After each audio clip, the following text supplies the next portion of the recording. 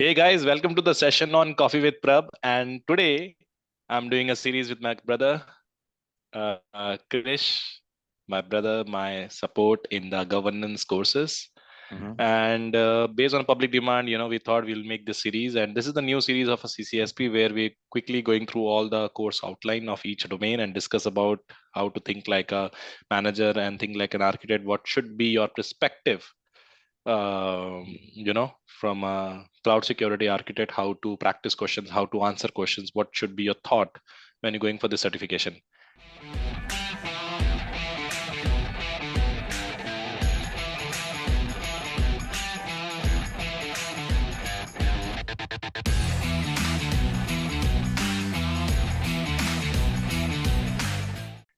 Welcome, Krish.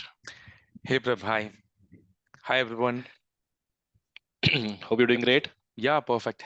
All good. Great. Yeah. So I think we are here for understanding the course Mhm. outline of CCSP and what should be your thought process while you're preparing for the certification. Exactly. So um, this will be a kind of a joint discussion, but 70 to 80% contribution will be done by my brother Krish, because he taking more trainings on CCSP, Mhm. and we're going to share some insights about what you need to know from each domain. So today we're going to cover about the domain one. Yes. Okay, but before going to start this particular session, Krish, we have to understand one thing. In CISSP we say think like a manager. In CISM we say think like a manager. In risk we say think like a risk assessor. In audit CISA we say think like an auditor. Exactly. So what is the thought process when you're going for CCSP exam? So when you basically go for CCSP examination, Mm, it's actually the same thing. I can repeat here also, think like a manager. But again, mm, there are some more key factors which we have to keep in mind while going for CCSP.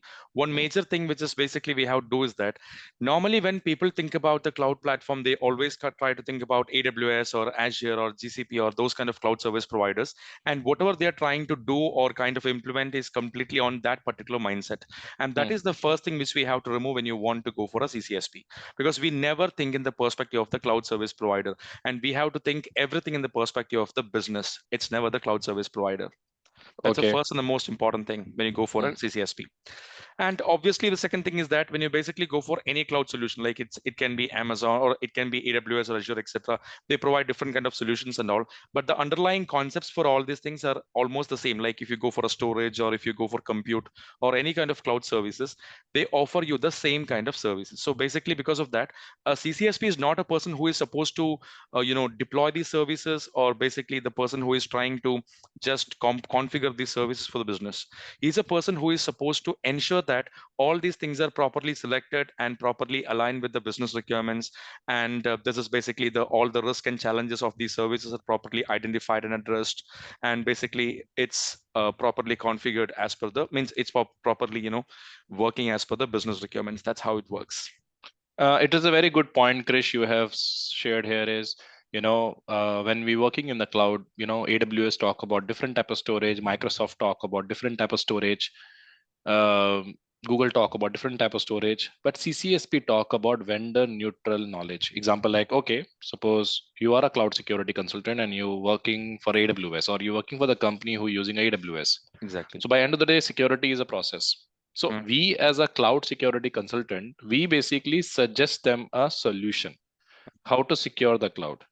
Now, example like we say, okay, we need to have a encryption, okay, on the cloud.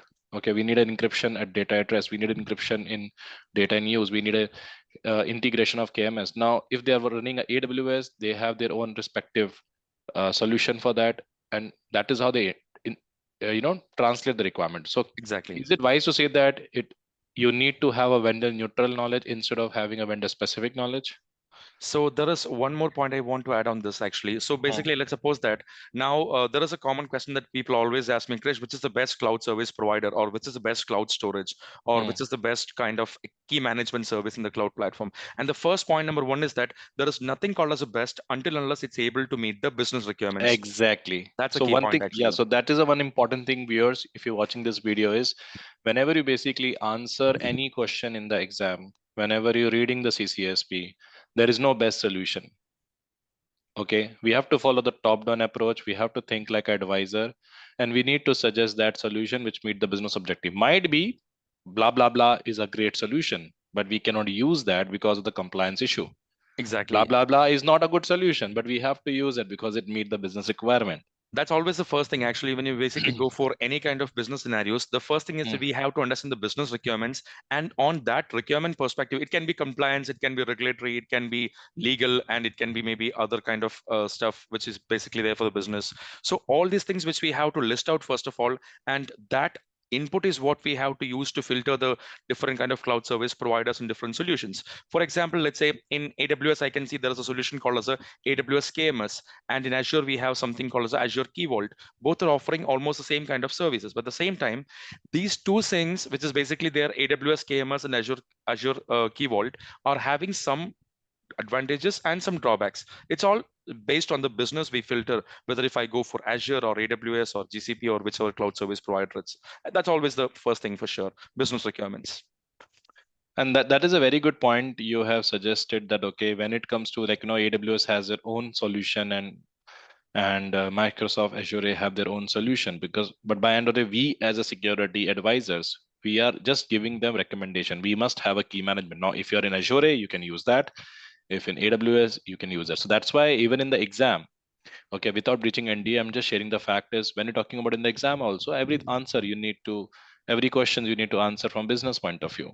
Okay, Exactly. so when you're reading a question, do not compare that question with the things which Cloud is running service. in your organization or a Exactly. specific cloud provider. You have to think more from a business point of view. You have to think from a vendor neutral point of view, and you need to answer. Correct me if I'm wrong. So, Exactly. Yeah. so do you have any slide? Do you have prepared any kind of material for today's session on domain one and introduction of CCSP? Yeah, Prabha, I have already shared with you. Can you please share the screen, please? So we are in the domain one, which is called as a cloud concept, architecture, and design, right, Krish? Yes, exactly. The domain one was CCSP So exam. eh, I think you are lucky, Krish. You have to teach only 6 domain. Me as a person going for CISSP, we have to teach 8 domain. See, Exactly. when I talk about the CISSP syllabus, okay, we know to the point what is relevant and all. Okay, like we know Exactly. security model, Bella Padula, Biba, and all that. Okay, but I've seen a lot of people clear CISSP in a first attempt, but they failed in CCSP Hmm. and they cleared in second attempt. Yeah. After having a feedback from multiple people, I got to know not everyone have a cloud experience, Hmm. and they have to rely on the book. So does having a bookish knowledge can help you to clear the exam, or do you really need a cloud experience? Actually, just having a bookish knowledge will never help you to clear the exam. That's what I also felt, because I get a lot of queries on LinkedIn also that people ask me, Krish, is it possible for me to just clear the exam by reviewing the textbook or reviewing some dumps? And obviously, as we know Mm, that the dumps part is always means avoided when you go for a CCSP or any kind of ISS square examination. But when you go for something called as a CCSP exam, it is mandatory that at least one cloud platform knowledge must be there for you. It's not so mm. in depth you must have, but at least one cloud platform knowledge where you must be able to understand what is a cloud management console, what are the kind of services we are having, just the flavor of the services. If you have, that can help you a lot in the examination for sure. But more than that, it's your mindset. That's the first thing. Again, your mindset, then knowledge in at least one kind of cloud platform. It's not specific to AWS or Azure. It can be any cloud service providers. Just be aware of at least one cloud platform. It's mandatory for sure. Nothing extra for them. I completely agree with the Krish, because uh, when I gave my exam, okay, that time I was literally struggling with the concept. I gave my exam in 2015 Mhm. and 2015 16. So that time there are some topics in the exam I have zero visibility, Mhm. because you can able to answer those questions only when you know the cloud concepts. Example, virtualization security, VM sprawling, and all that. So VM hijacking, or so definitely some cloud governance topic. If you have a good understanding on the vendor centric also, that will definitely help. But do not rely only on a particular vendor knowledge. And to add with That is this, why we have a CCSP. Yeah. yeah, Yeah. and to add with this, like in the new curriculum, like after this, they have revised the curriculum on this last August 2022. You can see that there Exactly. is a lot of specific topics which you will be able to only answer if you basically work in that any of the cloud platforms. Like for example, Wow. you have certain topics like what we can say like this when it comes to scalability, when it comes to this this ephemeral computing, TPM, or when you come to this, object storage, the API access, and all this kind of stuff, if you have that hand dirty with the cloud platform, that will help you for that particular examination for sure. In fact, that's mandatory for sure, I will say. Any cloud platform. So as I can see, like Krish, we have a 6 domain in CCSP, like cloud concept architecture and design, cloud data security, cloud platform infrastructure security, cloud application security, cloud security, operations, legal risk and compliance. So these are basically the 6 domains we have. Yes. My suggestion to all the aspirants is that do not rely on these particular values. Yes, Okay. 100%. That I 100% agree with that. If you basically, go behind thinking about these values, you'll be in trouble. Just make sure you get the concepts properly and never focus on the weightage. Exactly. Exactly, because there is a possibility the question can be start from domain 6, answer is from domain 1. The question Exactly. can start from domain 1, answer is basically from domain 6. So it is very difficult to find, how they're saying it is. So this percentage is all about the percentage which is testable in the exam. This is the percentage is basically all about which is testable in the exam. 17% testable in the exam, 20% testable in the exam, 17% testable in the exam. So these are the percentage of content or questions which has come from the respective domain. And guys, if you're really preparing for the certification, make sure you should have a very, very good understanding of a domain 1. If you fail to understand domain Definitely. 1, sorry, even you're a master in domain 2 to domain 6, Nothing it is will happen. difficult for you to pass to the exam. Exactly, because what domain 1 is doing is that it's not going to give you a lot of inputs. It's giving you a lot of the building blocks. Whatever you're going to build on top of that data security or whatever further you have, that is this underlying domain called as domain 1 is going to be the foundation for everything, especially the cloud service models, the topics like the cloud deployment models, the cloud shared responsibility. And this is what you're going to enlarge, or this is what you're going to expand in the upcoming domain. So it's the super important domain, I'll say, for sure. I completely agree with Krish. You need to have a very good understanding. We're going to discuss, I believe, we have a course Yes. content detail. So you need to have a very good understanding about security deployment model and service model.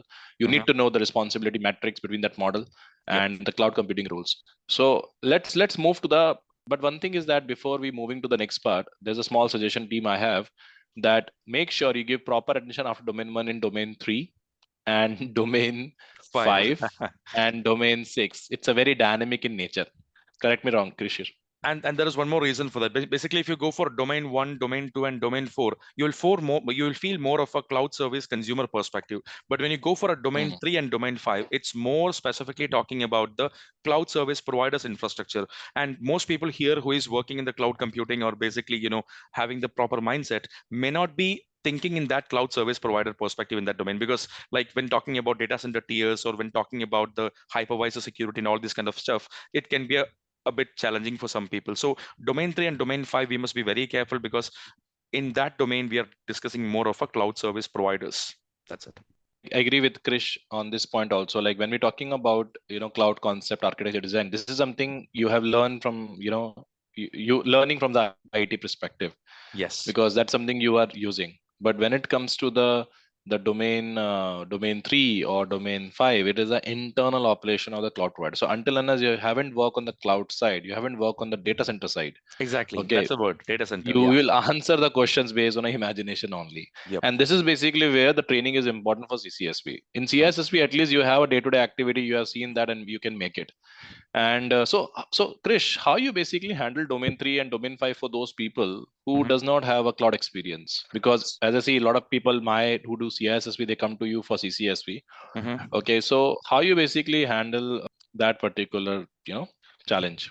So when you basically go for domain 3 and domain 5, as it is more from a cloud service provider perspective, I'm just trying to make them understand in more of a data center perspective, first of all. Like, for example, there is a concept called as a data center tiers, where we have to discuss about the different type of data centers. So we have to give them some scenarios and some examples on like some picturizations and all these kind of examples. And we'll explain how these things can work into that scenario. For example, let's suppose there is a topic called as a DLP we are having, or in like domain 2, we have a DLP. Like the same way, when you discuss about some topics in domain 3 and domain 5, instead of just simply going through that topics to memorize the things, we must make sure we understand the concepts.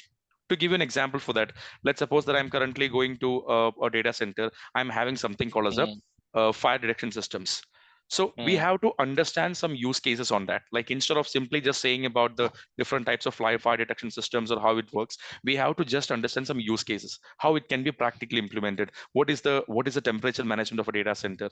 Like for example, we have a word called as temperature management, right? So just we have to understand that instead of just simply memorizing the higher or lower temperature, we have to understand why this is important for that, or this kind of stuff actually. And let's suppose the protocols we're using, and every step we have to understand in a more of a practical use case perspective. Because any domain in CCSP, not only domain 3 or 5, any domain in CCSP, if you try to memorize at least one concept, that is going to make you in trouble. Because as Prabh said in the previous, what he said, like there is no single question you will get from one domain. What I personally see is that in every domain you're getting, there can be a question from domain 5, but mapping to the concept of domain 1 and 2. There can be a question in legal risk and compliance, which will definitely combine with the service models. Like that, there can be a lot of, things happen like that. So you must be very aware of the concepts instead of just the concepts and how this can be working in reality, instead of simply saying about the, memorizing things actually. Very excellent point that you have suggested here, that until unless you don't add those experience, or until unless you don't add those integration references and all that, you will not able to understand. That's why I always have a fight with you, why you're extending your batch and it go up to 52 to 54 hours of training, and Exactly, we always have exactly, a fight for that also. So exactly. that is how, see, that is why we are training services what we are in CCSP, neither in and also in CISSP we go up to 60 hours, because that reason, because we don't cover only the course content, because not everyone come from a same background. So sometimes we have to extend the session because of that reasons, And right? to just to add with, there's one more point as a part of it. Like for example, when we are discussing a particular topic, there is a use case we'll take as a part of it. Let's suppose that when I'm discussing something called a shared responsibility model, there can be some use cases which can be there as a part of it. When we're discussing about API security, when we're discussing about the legal risk and compliance or the auditing part of cloud computing, when we discuss about the various attack vectors in cloud computing. So in these kind of scenarios, we have to first of all introduce some use cases there, and we have to go behind digging on that use cases. So that's the reason why most of the batches, it get extended. Like initially, like you probably already know that, like, the CCSP batches planned for 40 hours, and it will always end up at least in 48 hours. That's the reason it works always, Exactly, I because agree. use cases, it keeps on discussing actually. So, Krish, coming back to the topic, when you're talking about the domain information, so I think before 2022, the old syllabus was running on the Three I hours, think 3 hours with 3 hours. 125 questions. Exactly, Okay, in exactly. which 25 questions were research-based questions. Huh. Now it's actually 100 questions where you get the actual score, and 50 questions is basically research based. And the In fact, good part is still it's not a CAT-based exam the way we have a no, CISSP, because based on the thought, you won't get a next question. yeah, So yes, team, length of exam is 4 hours now, based on a new syllabus. Number of items is 150. mhm, And one thing, I would like to suggest here, when you're going for the IC square exam, especially CISSP, CCSP, our brain is basically work in a two mode, system one and system two. So when you're talking about system one, we think fast and give answer wrong, whereas the system yeah, two take time, analyze and answer that particular question. So my suggestion is that in the CCSP exam, it's a game of English. You get paragraph questions, you get one line statements, but when you're answering those questions and all that, read the question word by word. Even the 100%. word not or must will basically change the option. Yeah, So instead of doing in a hurry worry, okay, use mouse and point out every word. Okay, yep. so that is how you should read the question. Okay, and I'm sure you will find the answer in the question itself if you read word by word. Krish, over to you. What is your suggestion? And exactly, that I just want to highlight a word which you said. It's a game of English, first of Mm. all, for sure. If you go for CISSP or CCSP, it's a game of English. Like, they play with English. Trust me, team, they will play with English for sure. Because when you go for a question, it's very important that you take time reading the question properly, manage your time properly, and read the question. You're not going to memorize that, but you're just trying to understand it, because learning, you have already learned the question before, or the topics before the exam, and now you're trying to read the question. You read the question properly word by word and get the points clear. There's a lot of words like except, when, not, first, least. This will definitely change the Ah, answer. the Yeah. whole thing will completely change. And there will be, in most of the questions which I see nowadays, there is a lot of distractors and keywords. So you have to figure out, or you have to practice how to get to that keywords, and that keywords is what going to help you to get the proper answer for it. I agree with that. I And completely agree with that. Yeah. exactly. And one more point I just want to add, Prabh, is that, like after this new exam is there, right? Like it's now 4 hours and 150 questions, but I can see there's a lot of people pass the exam much more easier than the previous kind of exams because, when you go for this previous exam, the major concern that people were saying is about the time. The time constraints was a biggest problem for the people, but now 4 hours is a very decent time for you to answer 150 questions. I'm sure that you will be able to, get the questions clear if you just get the concepts. And don't try to memorize your questions, or don't try to just learn things while you're writing the exam, because when you're writing the exam you're just trying to figure out the answers. So you read the question properly. Your mindset, you have to mold your mindset when you're reading the question. That's it.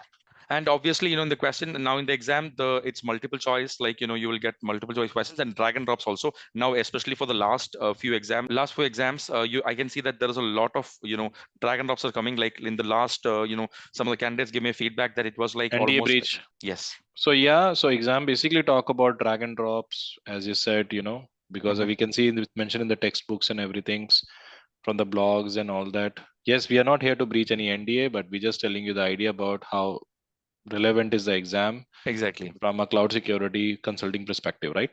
Exactly. So time is not an enemy as per you, Krish, right? As No, per the no, no, recent feedback. not at all. Because when you go for the previous exams, it can be a bit more challenging for you to complete 125 questions in 3 hours. But Hmm. now 4 hours is a very decent time for you to crack 150 questions. It's for sure. It's a very good idea for sure. We can, like, that's a decent time for sure. So over to the next part is we are starting with the domain one, which is basically called as a cloud computing architecture design. And in Yes. that, the one of the first topic we have is cloud computing concept. Yes. As I said, team, this area is very, very important from the exam point of view. Because if you fail to understand this, I'm Mhm. sorry you could not able to make it, because this is the foundation block. This is the foundation stone for CCSP. Exactly. I agree with 100%. Yeah. So, Krish, what is your feedback on this particular module? It's the first module of domain one. Yeah. Exactly. So this is the module where you have to expect anything you are learning on CCSP, like Prabh said, anything on CCSP you're learning further. This is the module which is going to start. But like, for example, when talking about the cloud computing definitions, you must be well aware of the concepts like orchestration, abstraction, automation. You have to be well aware of the concept of services in cloud computing, and what exactly is the concept of a cloud and computing. That is something which is very important for you to understand. Then there is something called as a cloud roles and responsibilities. So when you say the word cloud roles and responsibilities, now you will get, or you will have to basically understand the real-time use cases. Like for example, let's say when you basically go for cloud computing, there is a word called as a cloud service provider. But what exactly is providing? What do you mean by a cloud service provider? What is his role actually? Let's suppose that if there is any liabilities coming in the business, let's suppose any kind of legal issue happens or compliance issue happens, who is basically where all the liabilities are assigned to? Who will be in trouble in that case? How do you talk to the cloud service provider?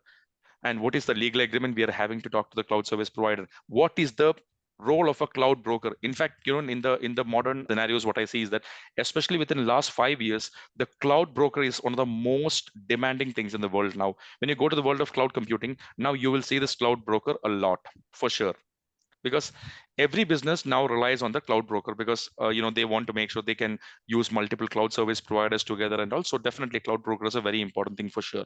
Then you will get, or you will basically have to understand the use cases for what is the different cloud computing characteristics, because in the exam it is highly testable for sure, because the topics like on demand self service and all these kind of concepts are the building blocks of cloud computing, and that is going to be one of the key topics which we have to learn.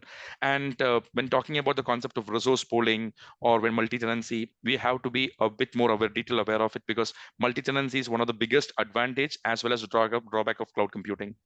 Because now I'm currently going to a cloud service provider called as AWS or Azure, etc., or any cloud service provider. I'm getting a shared infrastructure. So what is the benefit we get from that? The benefit we are getting is that we are able to get cheaper cost from the cloud service provider. At the same time, when you basically go for a cloud service provider, as you're sharing the infrastructure, there is a risk which is involved, and that True. is the primary risk is always multi-tenancy. So like the same way, you have to get all these points very clear. And especially when talking about building blocks technologies, you must understand how these technologies contribute to cloud computing. Like for example, if I take an example of virtualization, we have to first point we have to keep in mind is that there is no cloud computing without virtualization. So I you take agree an with that, but uh I want to amend one point here. When it comes to the key cloud computing characteristics, One thing I want to recommend here is you need to understand the function of each and every characteristics and the security concerns. See, when we're talking about any cloud, okay, when you're talking about any cloud infrastructures and all that, okay, when we say it is a great cloud architecture or it is a good cloud service provider, so what is the characteristics of a good cloud service provider? So these are the 6 characteristics we have for the good cloud provider. It must be on demand, broad network access, you can access from anywhere, because of multi-tenant, cost effective, rapid elastic scale up and scale down, resource pooling, okay, measure services, they will providing you complete reports about utilization. But we also have a security concerns from these characteristics. On Each of demand them. self service is a governance issue. So you Exactly. need to know the security issues associated with that. Okay, Yes. broad network access, you can access service from anywhere, but what about legal regulatory? Multi-tenant is Exactly. basically you're sharing a hardware because of cost effectiveness, but what about the data coming link? Yeah. Data security. So most effective security solution in the case of multi-tenant is encryption. Scale up and scale down. From a DOS attack point of view, attacker can consume multiple machines. Okay, pooling of resources lead to the threat of data sharing. Measure services, data can be accurate, data can be modified. So not only the characteristics perspective, but also you need to know the security concerns which is arise from these characteristics, right, Exactly, Krish? exactly, exactly. In fact, that is one major point because so what we are studying here is about the CCSP, and so Hmm. because we are talking about security, this is Hmm. basically a concern for all of us. Like Hmm. when you go to a cloud service provider, like if there is an employee in the company who is accessing the cloud platform from his vacation location or somewhere else like that, that is a security threat to the company. Let's suppose there is a person who is accessing the cloud computing from any laptops or any kind of devices he's having. That's a concern for us. Like the same way there's a lot of concerns we are actually adding up when you basically go to cloud computing. So if you can understand these things, like it's not like because of all these challenges the cloud is going to be a high risk, but what we have to understand is that these risks can be properly managed or properly mitigated if you know how to, or if you identify the risk properly and if you put the proper controls in place. I completely agree. And when it comes to the building blocks, especially virtualization, their security concerns is very, very important. Type 1 and type 2, which one is more secure? And storage, we have a storage type. So you must be aware about different service category, have a different type of storage types. Each and every storage is about IS type, SAS type, PAS type, especially type of storage, which is called, I think, object storage and Volume, block wall. object, yeah, raw. Now we have 3 4 types are there actually now. So you need to know the security issues associated with the storage, functionality, Mhm. features with the storage, and advantage and disadvantage. Correct me if I'm wrong. Yes, and one more thing which is very important for you to understand is that now, even though this word is actually, people are less aware now, but still, the word called a shared responsibility model is the most important thing you have to learn Exactly. here. Because that is, if somebody is asking you what is the main difference between CISSP and CCSP, one point we can basically say is a shared responsibility model. Because you have a third party introduced to your business called as a cloud service provider, and that guy is making you a lot of trouble for the business, like the way he is giving advantage also. And that is the first thing which we have. That is the first thing I always say that when you talk about the difference between these courses actually. I want to add one point in this. When you're talking about shared responsibility, one important exam tip which I would like to suggest everyone: data security compliance is a cloud consumer responsibility, and physical security is Always. always a responsibility of a cloud provider. Now, if Yes. we take a scenario here, like let's take example, this is basically a customer. He basically taking a services from me as a infosec train, and infosec train has used a cloud. Okay, so even there is a security breach happen in the cloud, it is a infosec train who basically answerable to customer. Exactly. If they Data face owner. any compliance also, they have to face the compliance. They cannot say, okay, now my this portion is moved to cloud, now they are responsible. No. So any question talk about compliance, data security, remember it is always, always, always a responsibility of the cloud Cloud consumer. customer. Yeah, Yeah. cloud consumer. Thanks. Exactly. Perfect. Thanks, Krish. So, Krish, when it comes to orchestration, okay, Mhm. how we can see orchestration from a CCSP point of view? Do I need to know very technical in detail, or do I need to know only conceptual in nature? Like, what is your suggestion? So basically, more than just understanding it technical, we have to understand what is the real-time use case of it, or what is how the cloud service provider is going to use that actually. When you say Hmm. orchestration, there is a lot of things involved as a part of it.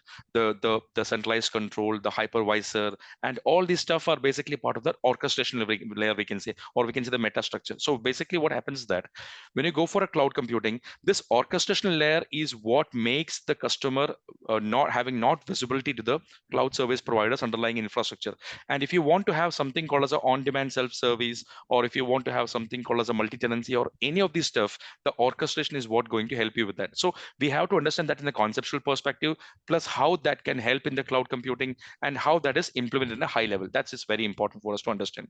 But even though we don't have to go in more technical perspective on that, but still we have to understand what is automation, what is orchestration, and what is the like how the cloud provider is utilizing this for our day-to-day operations, etc. I'll give you a simple example for the same. Let's suppose that we are now deploying a VM in the cloud platform. If we go to AWS or Azure or any cloud service providers, you're deploying a VM in the cloud platform. So when you're deploying a VM there, so there is no person who is basically working behind it, deploying the thing for you. But instead of that, there is a layer called as an orchestration layer who will do this thing, all these things in the underlying layer. So we must know how these things work, how this help us to deploy the day-to-day cloud operations and all the stuff like that. So that is a basically very good point you have suggested. And one more important thing, okay, we talk about is that integration of roles. Yeah. Okay, service customer, provider, partner, how important it is. See, that is basically now, now getting more important when you work in the real time, because I just want to slip a bit more than just going for the CCSP exam concepts here. Mm. Because when you go for a CCSP or any of these exams, the first word you will hear is a shared responsibility model. We have a shared responsibility model, and we have two entities. We have a cloud service provider and we have a cloud service consumer. But in reality, we have a lot more things in between. Like we have something called as a multiple parties are there in between, like cloud service consumer, cloud service provider, cloud service broker, the cloud service carrier. Like there's a lot of parties are there in between all these things. So we Mm. must understand who is responsible for what activities and who is liable for everything, who is basically responsible for the auditing, who is responsible for providing the API visibility. So it's always a very important thing to understand the connection between these kind of key roles in cloud computing, for sure. Excellent. Yeah. So moving to the next part, when you're talking about a cloud reference architecture, which is basically the next topic we have just, which is second module of the domain 2. Yes. Cloud computing activities, cloud service capability, cloud service deployment model, cloud shared consideration, interoperability, portability, impact of related technology. So how we see this cloud computing activity from the syllabus point of view? So when you talk about the cloud computing activities, so basically what are the things you can perform in cloud computing? What are the building blocks and all this kind of stuff is what we are discussing there, first of all. And the next thing is that when you talk about this particular domain or this particular module itself can help you to answer a lot of questions in the exam, which is coming in the other domains also. Because when you go to a cloud computing now, one major concern you have is about the interoperability, portability, and all this kind of stuff, for sure. So definitely, I'm sure that when you're working in a real time, you will face a lot of issues regarding this interoperability, portability, availability, SLA, and all this kind of stuff. So we have to learn that in much more detail now. Exactly, like not like you said, like as you said, like just going to the textbook on this will not help you with that. But what exactly is doing in the reality is very important. For example, if I talk about the word called as a interoperability, normally in the textbook we will just say something like how this is what is interoperability and what is the example. But in reality, we have to discuss about some more use cases on that regarding how this can challenge the business, or what a business will basically face if there is no proper interoperability. What is a portability, and when there is a lack of portability, what will happen in the reality, and what is the outcome we have to expect? How can we basically mitigate these challenges? So all these kind of things we have to learn in detail when you go for a CCSP examination. And also, just one more thing I want to add is that you have to learn about, when you're learning about the cloud service models, like we learn about the IaaS or PaaS or SaaS, etc. Instead of simply learning about that IaaS, PaaS, and SaaS model based on the shared responsibility, we also have to understand the detailed security implications of that. For example, if I go to IaaS, what is the key security implications I'm having there? If I go to PaaS, what is the major challenges we are having there? Like the same way we are learning about the benefits, we have to learn about the risk and challenges we have when you go for each kind of cloud service models. Okay. And last one is basically the impact of a related technologies, actually. So in fact, Mhm. the first point and the most important point I would like everyone to learn in that is Now, when I started my journey in cloud computing, it was like some 20, 30 services in cloud maximum. But now you can see that in each cloud service providers, you have a more than 300 services. And the reason is because now these things like AI, ML, blockchain, IoT, containers, edge computing, and all these things now came specifically in the cloud computing. The reason is because the cloud is able to provide them a better playground for hosting things or managing things on it. So now that is one major concept you have to understand. And I'm sure that this concept, especially this DevSecOps and all, is will be for more important in the exam, because that is now implemented by almost every organizations. Because no companies now only go for Exactly. DevOps, right? They go for DevSecOps. Yeah. And when it comes to this cloud service deployment model, like as I said, we have a IaaS, we have a PaaS, and we have a SaaS. So my suggestion for everyone is who are preparing for this exam, you need to have a very good understanding of responsibility, what consumer take in IaaS, and what is the responsibility provider is basically having in the IaaS, especially in the SaaS and PaaS also. Along with that, we have a deployment which talk about community cloud, hybrid cloud, public cloud, and private cloud. So you need Yes, to know their features, their limitations, their advantages. Let's take example, which kind of a deployment demand data integrations and backup BCP and all that. So answer is hybrid cloud. yes, Which cloud computing come with a common vision and mission, community cloud. So you need to have a very good understanding about the deployment types and deployment category, well, deployment type and their functionality. So do exactly. you have any suggestion, Krish? Do you have any points to discuss on that? Definitely, yes. This is basically where the first point you said is the most important, Prab. Like when Hmm. you think about the cloud service model and map it to what you learn doing in AWS or Azure, etc., you'll be in trouble, because when you say that cloud service model and deployment model, you have to clearly understand what is the, as I said, what is the shared responsibility model. For example, I go to a cloud computing and basically I say that the operating system is the responsibility of the cloud service consumer. In the IaaS, we say OS is the responsibility of cloud service consumer.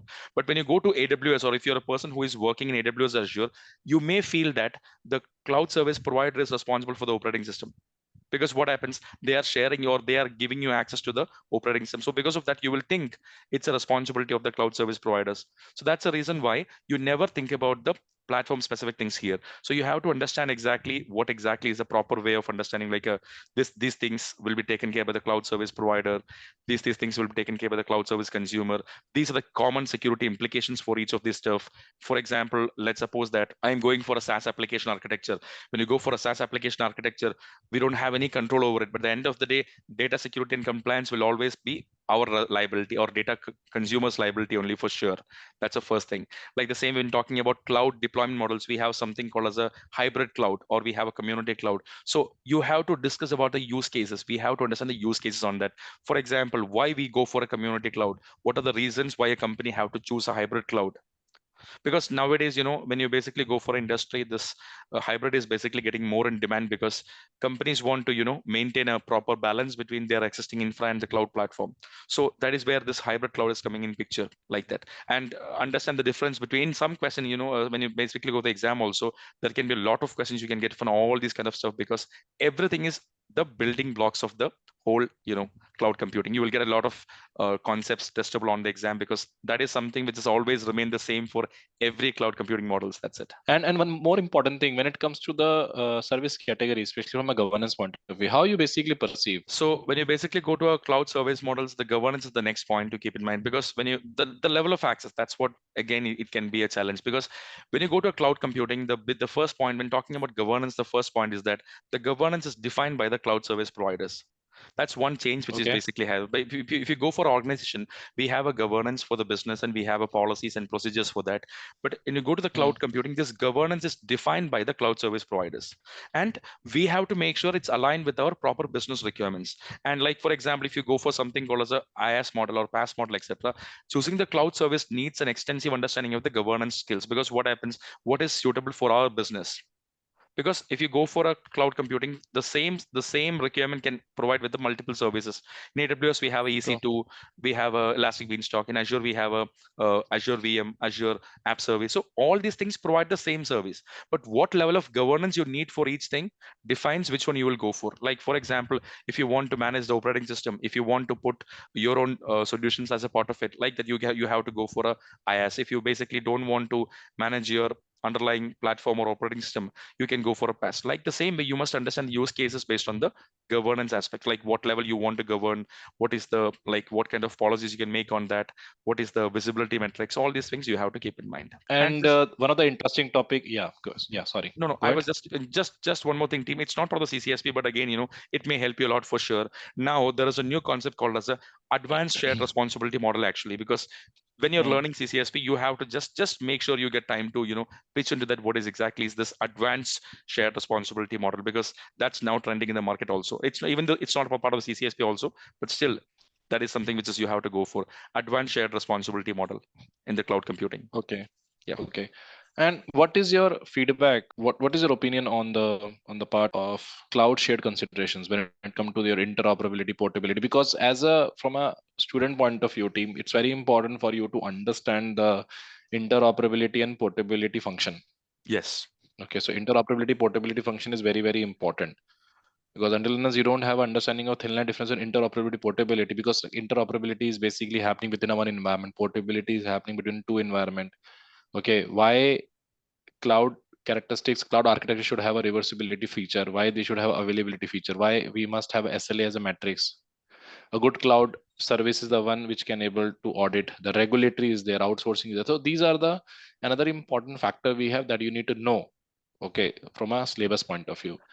No, Yeah. no, just to add with that, in fact, Hmm. in my perspective, if you are a person who is handling the cloud governance in your business, or if you're the person who is responsible for the cloud operations in your business, that point which what Prab now said, like interoperability, portability, reversibility, availability, and these kind of stuff is going to make the primary thing. Because I'll give an example.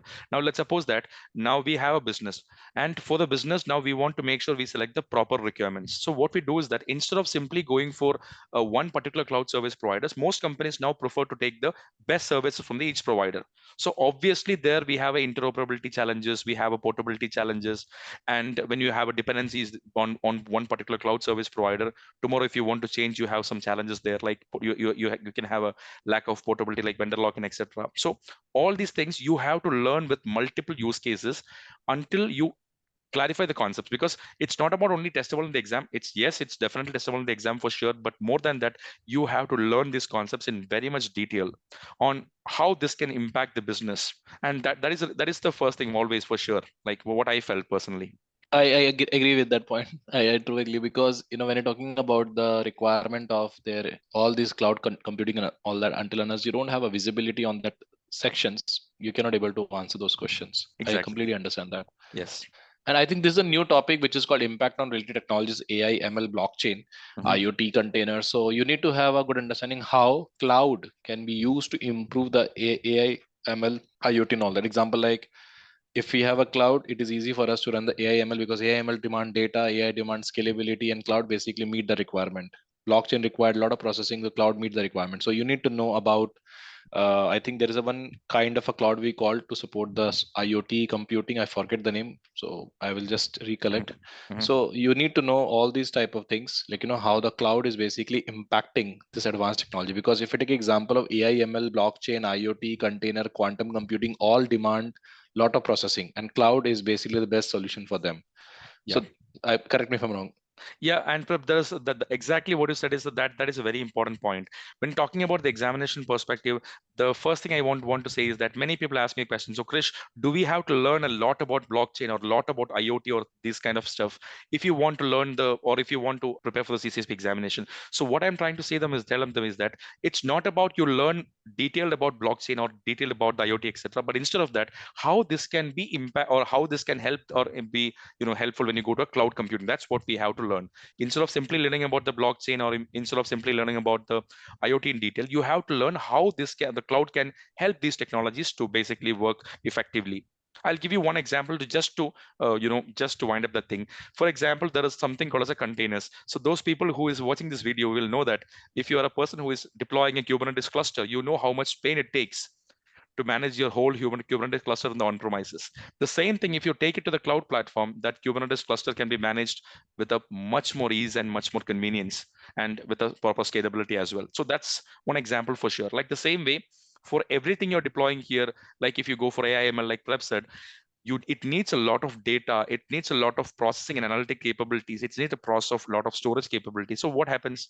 And now you have this chat GPT and a lot of stuff coming in the market. Definitely the cloud is going to help a lot on this kind of stuff.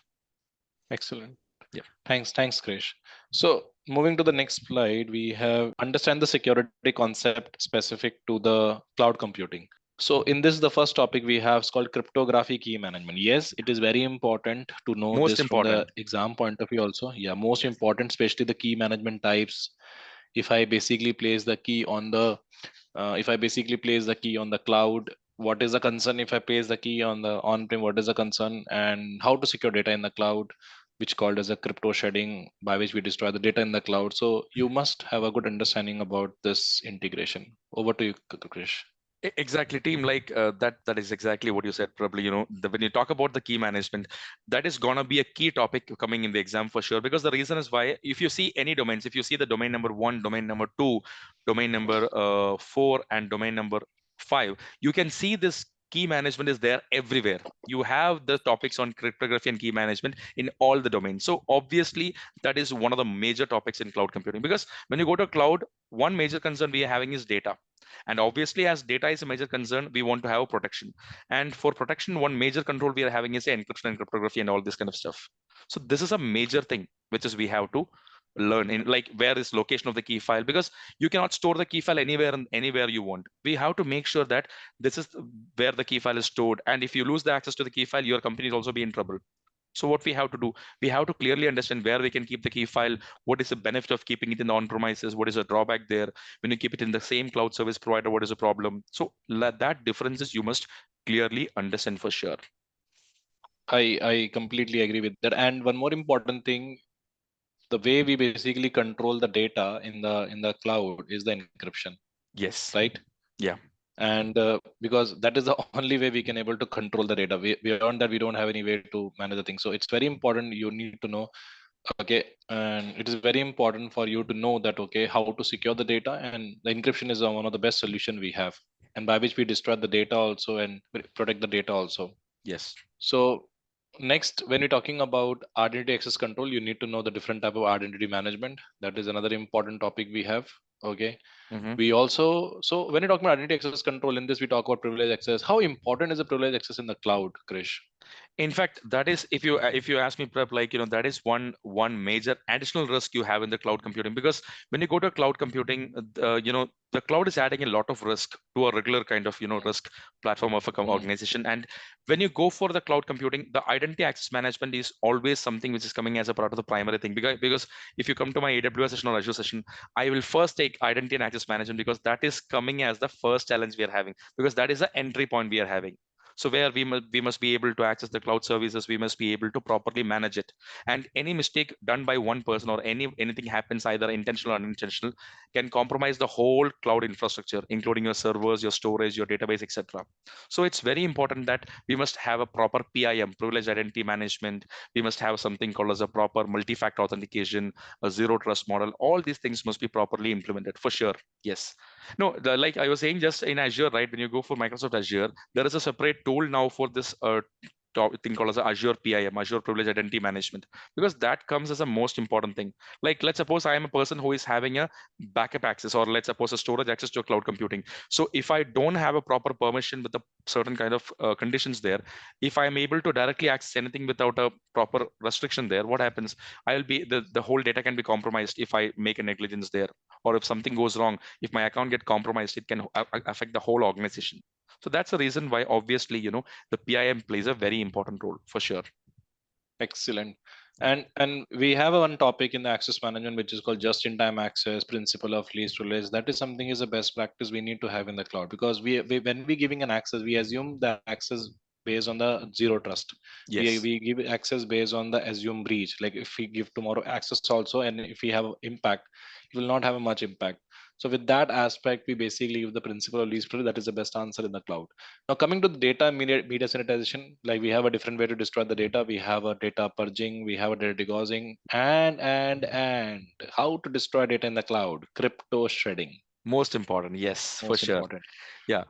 And in fact, Prab, like, what I was actually, I worked in a data center personally, so I know that particular thing. So what happens is that when I have seen that regularly when you basically work in any data center, if you're working as a part of any cloud service provider or any data center, one major practice which we follow is that the proper sanitization. That means that now there's a storage device which is basically not completely being in use, or basically we have a storage device now which is called not so, what we can say, which is not so not in use nowadays. So what we have to do is that we want to make sure that storage device is completely destroyed. The physical restoration is the best way to make sure that our data is removed in the on premises. But in the cloud platform, there is a third party who is holding our data. So it's never possible for us to go to the cloud service providers premises and crash all the storage devices, right? So the next most effective way we can basically do in the cloud platform is called as a crypto shredding, or we can call it as a cryptographic erasure. And that is something which we have to learn, and we have to learn how that can be done in reality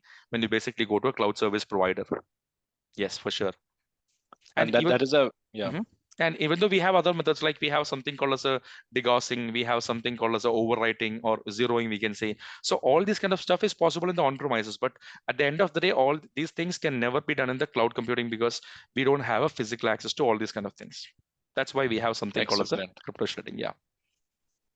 Excellent. Yeah. And one more important element when we're talking about the integration and when you're talking about the validations and all that is your network security. Okay. Yes. So how important? Because when you're moving the data in the cloud, network is basically important. Okay. Segmentation is important. So what is suggestion on this? So now that is again, I just want to add a word called as virtual as a part of it, because when you go for a cloud computing, Hmm. like the same way you have a network in your on premises, you want to make sure there is a proper network in the cloud platform. Like we are building a virtual data center or a virtual infrastructure in the cloud platform. So like the same way we have a micro segmentation, zoning concept in the on premises, we have to make sure in the cloud also we must be able to build a secure network, a secure virtual network, and we must be able to have a proper micro segmentation. We have to make sure we can filter the traffic. In the on-premises, we have a firewall. If you go to the cloud platform, we have a network security groups, and that is very important to keep in mind. And there is a word called a zero trust model. In fact, that is very important and been there for a long time now, because zero trust model is something, or in fact for networking also we have a zero trust model where we've basically defined how we can restrict the level of access to each kind of network we have in the business, and how to basically ensure that the proper traffic is only flowing through that. It's basically very important for sure, and that is something which we do when you work in Excellent. any company also, for sure. Yeah. So we have this geo fencings and all that. So how it works actually? Like how technical you need to know from the syllabus perspective. So there here actually, technically we cannot learn much because there's a lot of things that are done by the cloud service provider also. But here we have to understand what exactly is a geofencing, how that can basically help us in data management, the data flow, how to basically the traffic control and all this kind of stuff. We must be able to know in a more of a management aspect than going for a technical stuff here. Because in CCSP, we are not trying to learn in a practitioner perspective. We are trying to learn more of a professional perspective where we learn about the aspects, how we have to put the policies in place to make sure that we have a proper traffic inspection, we have a proper geofencing, the location and all this kind of stuff. Okay. Yep, that's it. And when you're talking about this virtualization security, we have a hypervisor security, container security, FFML, and all that. So how Yeah. important it is? So now, when you basically go to cloud computing, there is a word called as a hypervisor security. And as we all know that when you go to a cloud service provider, hypervisor is the completely responsibility of the cloud service provider. So we have to understand how they are basically securing our hypervisor, what are the risks or challenges we can have, like some common attacks and all this kind of stuff. And so in fact, one more question I get is that, so Krish, it's a concern of the cloud service provider, then why do we have to learn that? So even though it's a concern of the cloud service provider, if there is something wrong happens, at the end of the day, it's going to affect our company only, right? So we have to make sure that we Hmm. learn about the hypervisor and the common challenges and how the cloud service provider is going to address those in proper way. Like how do we ensure that the cloud service provider can address the hypervisor security in the proper way? Like are they doing the proper patching practices? Are they doing the proper restricted access practice and all this kind of stuff? And then there is something called as ephemeral computing. So basically, ephemeral computing is now a very important concept we use. Like the major reason why now many companies want to use cloud computing is because they have a containers, they have a serverless, they have a this ephemeral concepts and all kind of stuff. So we have to learn that how this can be in real use case. What is the benefit? Like we don't have to manage a complete server there. Instead of that, we can focus on the application hosting or application architecture. So that kind of benefits we have to learn for sure. And just to add with this, in when you go for a CCSP learning process, also you have to make sure you don't learn these kind of topics. Don't learn only in the management perspective. Learn that a bit in technical perspective as well. Because when talking about containers, you must learn the structure of a container. What are the attack points we have for a container? When talking about serverless, where is the kind of attacks we can have for the serverless technology? That's very important. You have to learn. Good point. That's Yeah. a good point. And FML security is also very important. And when you're talking about security hygiene is basically the another validations we have that we need to understand, because baseline and patching is something is a necessity requirement today in the domain one we have, right? Yes. Correct me if I'm Yes. wrong. Exactly. Okay. So that is something it's very interesting. But again, to add with So one more we thing, have a just one more thing I want to add with this, because the people always there's one question people always ask is, Krish, is this a complete management exam? So I will say that there are a lot of topics you have to learn in a more technical perspective also when it comes to CCSP. Like if you go to this containers, if you go to the concept of ephemeral computing, serverless, hypervisor, so more than a management aspect. So these kind of topics you have to learn more in a technical aspect also, because whatever you're testable in the exam as per the curriculum, or basically whatever you're going to learn further, these demand you to have a understanding of the basic structure of these kind of process, how it works, how the data flow is happening, and those kind of stuff are very important for sure. But again, when it comes to the topic on identity and access management, you have to learn in a primarily in a governance perspective. That's the first thing, and then only you have to learn in a more just how the things works. That's it. excellent. Yeah. So the next part, which is basically called as a design principle of secure cloud computing, which is another module of domain one. Okay. Yes. Yes. So what we have understand from here is it's a very important element, because data lifecycle is very, very important. CS create, store, use, share, Archive destroy. and Archive archive destroy. and destroying, Yeah. right? Yeah. So you need to know in each and every layer, in each every stage, what is the responsibility from a security point of view. Correct me if I'm wrong. So I think What these are the exactly is happening? areas which is also Yes. there. Yeah. Exactly. What is your suggestion here, Krish? How the person need to understand the data lifecycle from the exam point of view? So if you talk about the exam, this is one of the major topics which is always tested on the exam, because this is the one of the last topics of the domain one, plus is one of the starting topic of domain two also. It's very important for you to make sure you learn this particular topic called as data lifecycle, because like Prab said, the CSUSAD, create, store, use, share, archive, destroy, it's a most important topic where you have to learn in each phase what is happening to the data and why we have to learn this. Like why do we have to learn something called as a shared or this this data lifecycle. And like for example, when you in which particular phase is basically where each solutions is coming in picture, what kind of controls we have for each kind of kind of data we are having. So it's a most important topic we are having, like what is the location of data, access to the data, how we can basically ensure there's a proper policy management there, so for managing data. So all this stuff come as a part of the cloud data lifecycle. In fact, anything you learn in CCSP regarding data, this is going to be the baseline for that. And when it comes to the requirement, and when it comes to the challenge of cloud security lifecycle, it's very important for you guys to know, okay, what kind of a controls we can apply in the cloud and Yeah. data lifecycle. Okay, in each every stage, what are the controls we can apply? Yeah. Data is most vulnerable in which stage? In which stage we need to have a DRM? In which stage we need to have an encryption? In which stage we can have a masking? Like data and use is basically a stage where we need DRM. Okay, so this kind of a things we need. Another important point, which is basically called as a cloud secure, cloud-based business continuity and disaster recovery plan. So what is all about this? So, in fact, I will say that when you basically go to the BCDR and the cloud platform, that is going to be a benefit, because the cloud is something which can help us to have the BCDR plan much more effectively when compared to the on-premises. But again, whatever concepts which is applying in the on-premises, like the RTO, the RPO, WRT, MTD, and do all those kind of stuff you have in the on-premises, that exactly applies in the cloud as well. But again, you have to understand how cloud can benefit in the business continuity perspective. And basically, again, there is the only difference is that, as I said before, we have a third party called as a cloud service provider, and based on the shared responsibility model, who has to trigger the process, who has to basically commit the process, who has to basically perform the DR operation, how much it can be automated, how much we have to test it. So these things can vary when compared with the on-premises. That's what we have to learn more specifically. But again, team, whatever concepts you learn in CISSP or CCSP, for BCDR, it's very important and basically very similar because everything is applying as per the business, right? So it's same for CISSP and CCSP also for sure. Again, this is one more thing called as a third party who is adding up. That's all. But I would like to amend one point here is um, why we taking cloud. Mm-hmm. Okay, from BCPDR point of view is very important for you to understand, because there have some scenarios which you need to know, like example on-prem to cloud or on-prem to on-prem. Okay, one cloud provider to another cloud provider. So example, like if you take example of BCPDR, so one scenario we have where we are planning to use primary services, which is your on-prem, and cloud as a backup. Okay, so Yes. in which condition we use the scenario.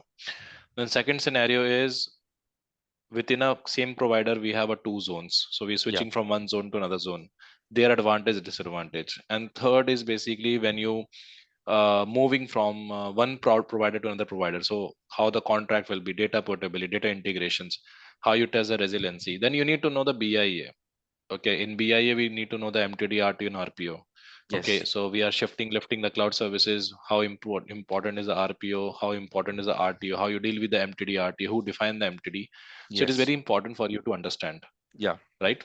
Yeah. And the last and one of the most important thing in the BCPDR or in the PaaS model is a vendor lock-in. Because what happen is when you're moving the service from one provider to another provider, in the case of disaster and all that, it should work effectively. And for that we do the trial test before we finalizing the contract and all that. And sometimes what happen, we have a lot of dependency on the provider for the infrastructure and all that. Suppose we have purchased Amazon, they have a developed environment, and we migrate our application on that, and tomorrow we need to migrate from Amazon to Microsoft, and it failed miserably because of the support. So make sure you sign the vendor contracts, you see the vendor lock-in clauses, you can see the interoperability, portability of APIs. So it is easy for you to seamlessly move from one environment to another environment, especially when it comes to BCPDR and all that. So this thought process you should know when you're preparing for this particular exam. Exactly.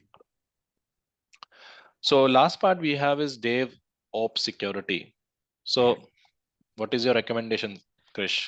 So actually, there are some people who ask me questions. So Krish, I can see that there is a two topics there. There is something called as a DevSecOps and there is something called as a DevOps security. So what's a major difference between these things?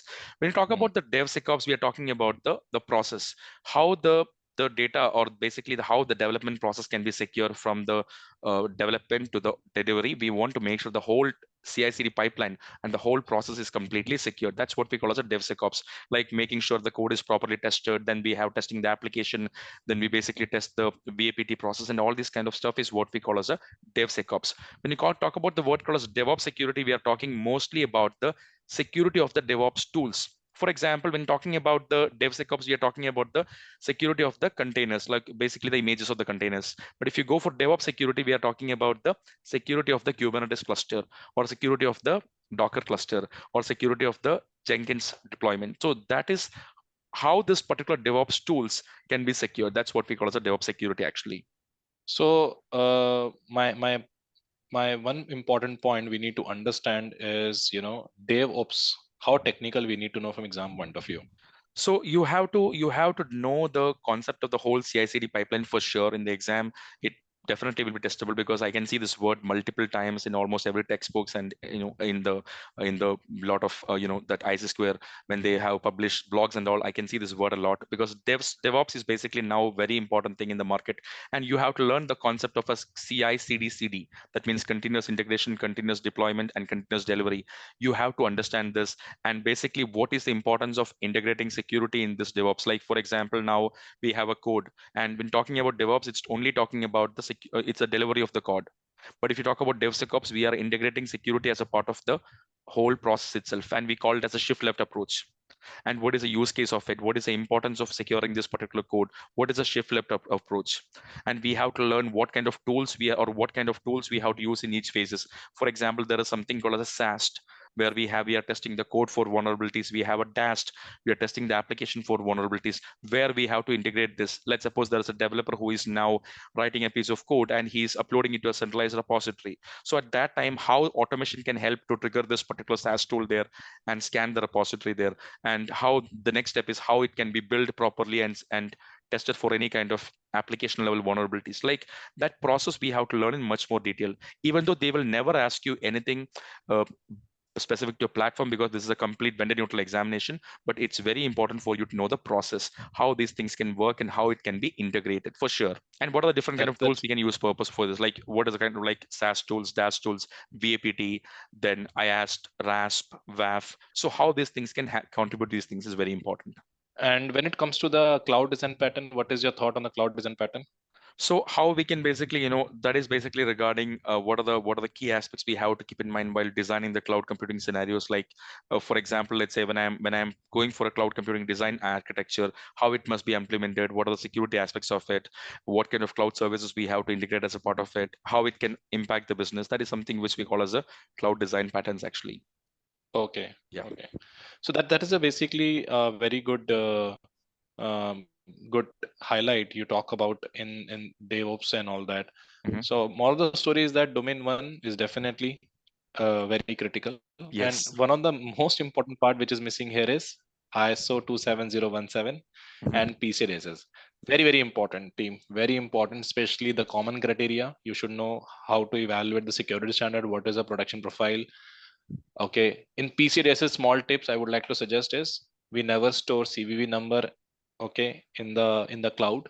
So that is a pointer you need to understand, and you need to know the responsibility matrix from a 27017 because it is a standard for cloud security from ISO point of view. Mm-hmm. And why FIPS is there in the exam, why FIPS is basically there in the syllabus is because FIPS, so when we're going for the encryptions and all that, we need to evaluate the encryption solutions, encryption standards and all that. So one of the criteria to evaluate the vendor on the FIPS 1402 and the common criteria. Yes. More information can Krish can tell you better. Yeah, Krish, what is And your opinion on this FIPS? like we have now, when talking about cloud computing, we have something called as a HSM, we have something called as a encryption key management, we have a secure key management, and we are learning multiple things about how we can basically have an effective key management in the cloud computing. And obviously, as a part of it, the FIPS is coming in picture for sure, because if you want to basically have a compliance for your cryptographic systems, or if you want to ensure that you can prove your clients regarding your key management encryption compliance, then FIPS is one go-to standard for that. And I can see there is a lot of organizations now adopting this FIPS, but not specifically 140-2. It can be 140-2 or 3, but 4 is not so easy. But again, that's the reason why now companies go for either 2 or 3. 3 is the most latest one, which is basically used. That's something which is always testable in the exam for sure. And just one more thing I want to add, Prab, like you have said about this ISO 27017, it is very important for us to learn something called as a ISO 27017 and ISO 27018. The reason is because Okay. all these things are subcategory of the ISO 27K standard. So 27 is talking about the information security in the cloud, or basically in the security architecture of the cloud computing, or basically information security of the cloud computing. And 27018 is talking about the data privacy. So it is super important for us to learn that for sure, team, because 17 is specific to cloud. We're talking about information security of cloud, and 18 is talking about the data security in cloud. So basically, both are critical for the exam, plus your learning also. And nowadays, I can see that there is a lot of people when you're looking for some job roles, also they are specifically asking about these two standards. And in CISSP also it is very important. Mm-hmm. In CISSP also this topic is basically very important actually. That is Yes. why, yeah, that's great. So I think this is all from our side on a domain one, and I'm sure you guys have a great understanding about the domain one. Do let me know in the comment box how do you find this session, and do let me know, shall I disturb my brother again for the domain two? For Okay, sure. we're looking forward for more session like that, and do let us know how to improve the session. We are coming up soon on the AWS security also, and cloud security practice questions also. Stay tuned, and if you still not subscribed to the channel, do subscribe to the channel and click on the bell icon to make sure you should not miss our future videos on a similar topic. Thank you, Krish, for your time Thank you, for Prab. this particular session. Thank you so much, Prab. Bye bye.